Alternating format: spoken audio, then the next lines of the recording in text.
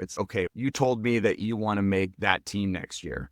Okay. How does that happen? And I think as long as kids have the understanding of if that's what you want and this is what you're trying to get to, these are the things that you got to do and you're going to have off days. But I think the most important thing is that it doesn't creep into and I know this is a conversation you've talked to and Freddie touched on it, but I think back to, you could do a whole podcast on the car ride home, right?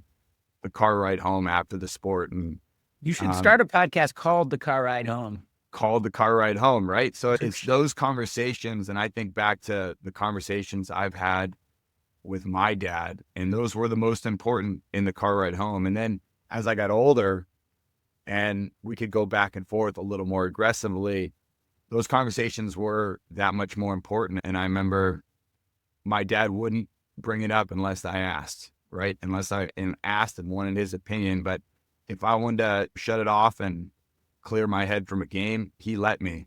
But if I asked, he gave me the raw, honest opinion. But I think just keeping a healthy balance of where your kid's at, how much of their life it's consuming, and just to keep them passionate about the game, I think is really important because it's a long road to get to the top and to make it to high levels. And I think it's important to keep kids in a good mental state from that point.